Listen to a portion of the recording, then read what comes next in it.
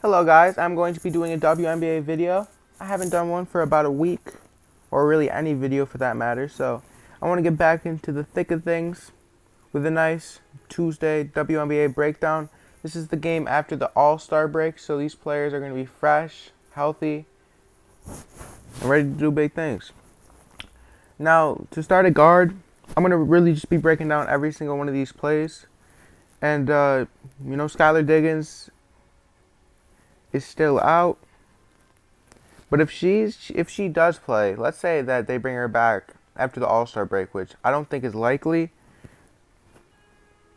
But if she does play at 3,000, she's a lock. Like same with Taurasi when she was 3,000 on DraftKings. If she was gonna play, she was a lock. Diggins is a lock at 3,000 if she plays. Unlikely, but if she does, it's definitely worth a flyer. Chloe Jackson isn't a play, doesn't get minutes. She's gotten about 1 minute, 4 minutes, 6. She has gotten like 6 minutes in the last 10 games. She can't play a player like that. Patty only gets minutes if it's a blowout, and even then isn't really worth it because that'll be a close game. Faulkner still battling that injury, it looks like, not getting good minutes. Natisha was a little bit disappointing last game. I had some hopes for her. I think she would have done decent, but she just didn't get any of those minutes that you expected her to get, and yeah, she just didn't do that good. Now, looking at some of these other plays, the rookie has fallen out of basically the rotation after starting the season off getting some minutes. Hasn't gotten really any time in the rotation, seems like. Same with Brooke McCarthy. She started off the year getting consistent minutes the first 5 games, then fell out of the order. Dallas is a confusing team, definitely for fantasy, and it's not a team I generally play just because they're always risky, at every position, especially at forward, but we'll talk about that later. Like, the guards, it's going to be Gray, getting minutes, but it could also be Davis. It just could be anyone. It could be McCarthy. So I'm good. Cunningham, I really like Cunningham in this spot, If she starts, it's a below 4,000 starters, so I'm personally really liking that. If I would rather have Rachel or Sophie, I'm gonna go Sophie. Just better, I'd rather have a starter than a bench piece that gets limited time. Sugar Rogers, disappointing. It's really disappointing to see these star players. I consider Sugar Rogers one of the star players in the league. Same with Tamara Young. I think they're both great veteran players. They're not going to get minutes though on this Aces team because they just have so much depth. Carson, Clarendon, Jefferson was supposed to come back late June. That didn't happen. Maybe she'll come back after the All-Star break, which would add even more confusion to the Dallas rotation. But I definitely fade Jefferson. I think she might get traded.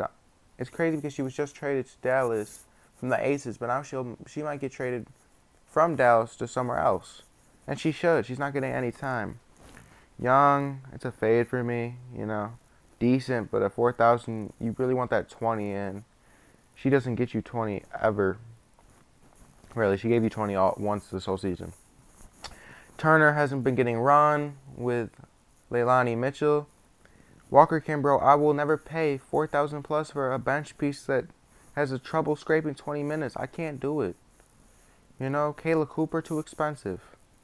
Had a couple good games, and her price hasn't gone down since. Davis, if she starts, she's alright, but a little too expensive.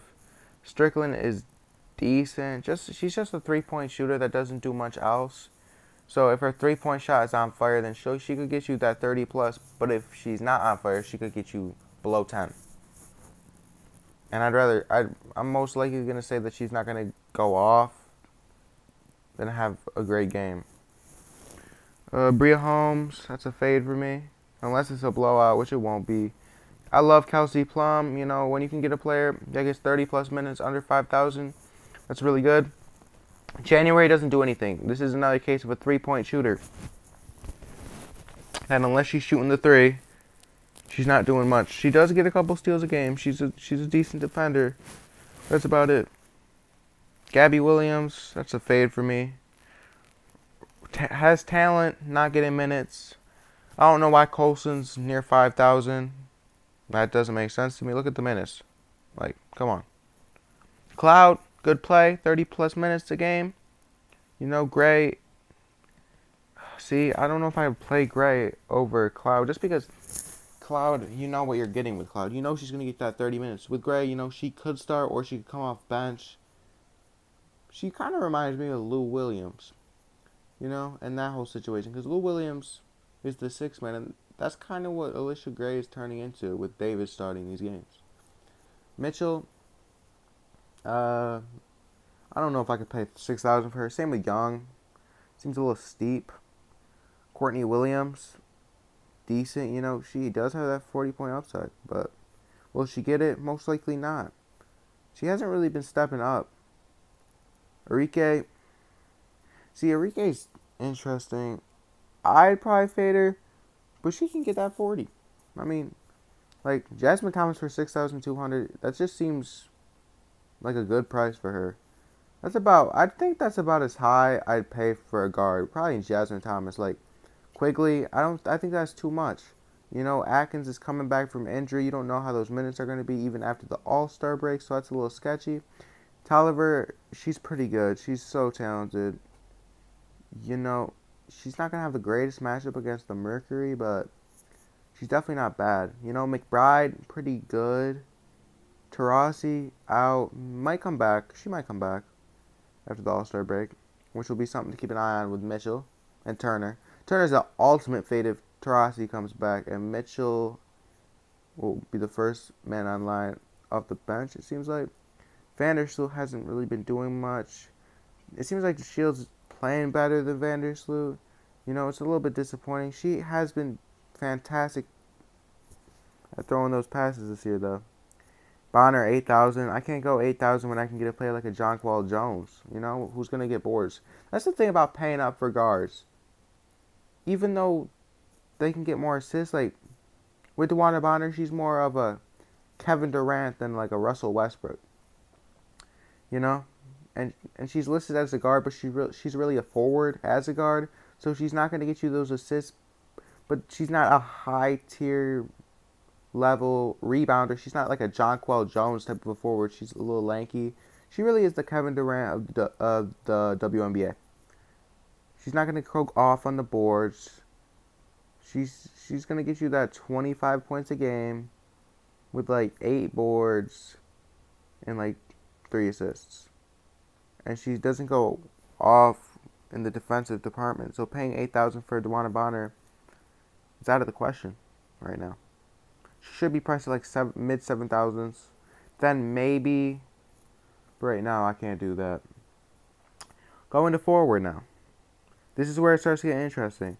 I'm just going to skip over all these plays. Like, none of these plays are in play. Swords is not good. Like, Hines only plays in a blowout. Talk like Little is in play. She can get you that 25. Will I play her? Probably not, because the forward has so much depth on this slate. And there's a lot of good options, so I probably won't play her. But do I think she's a bad play? No. Definitely in play. I'll pass. No Dallas forward interests me. Besides the former Dallas forward, Camp H.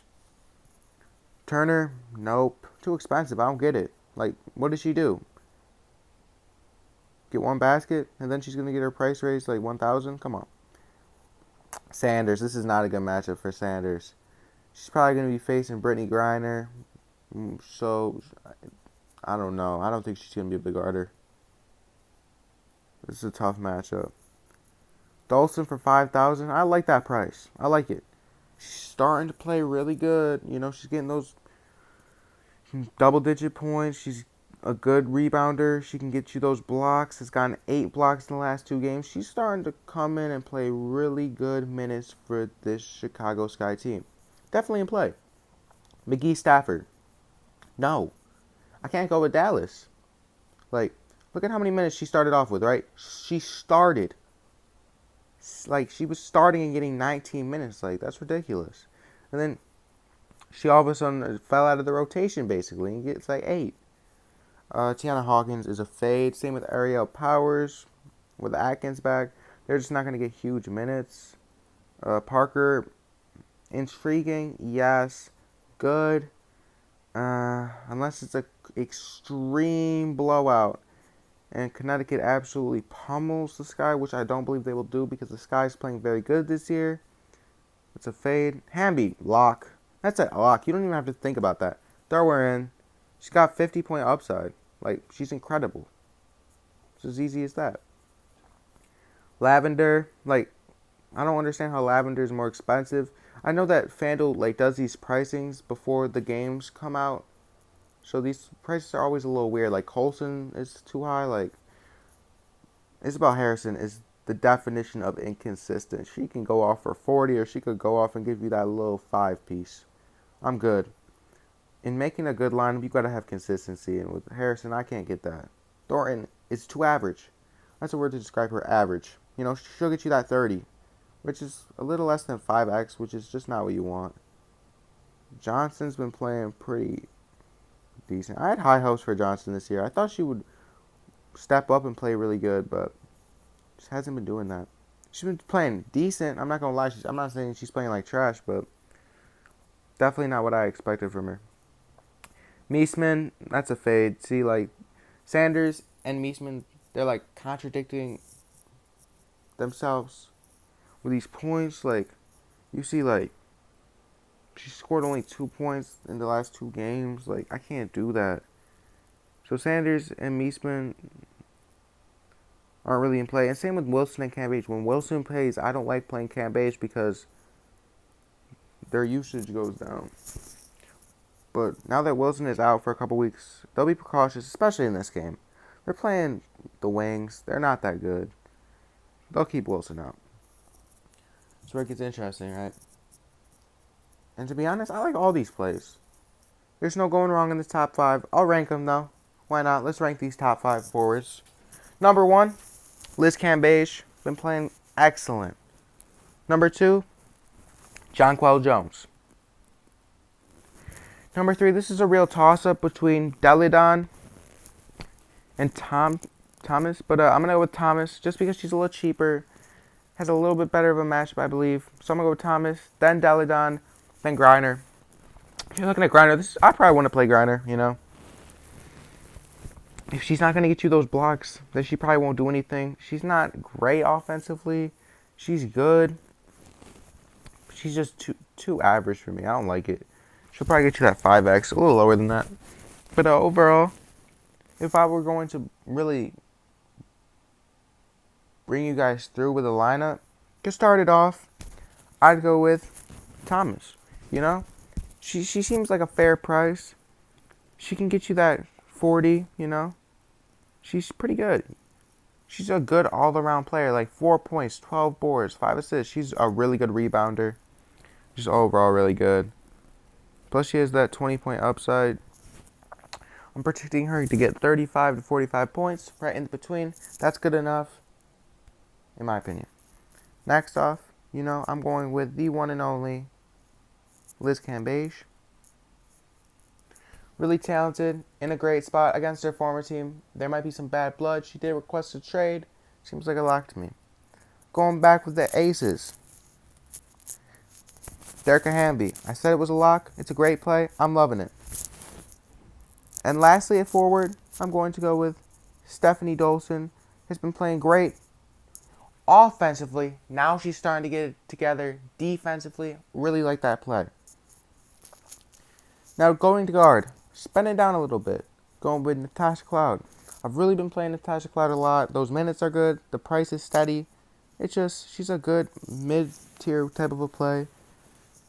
I'm just waiting for that breakout game. I know she has the 40-point upside. I'm going to continue to play her until she gets that 40 piece.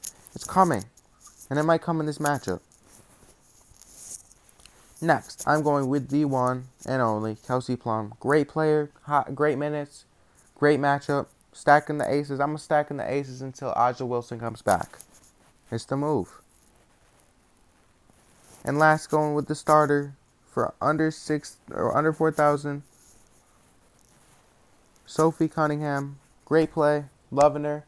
Since Carson's out, Sancho Little's out, really opening a role for her. She could go off and have an amazing game.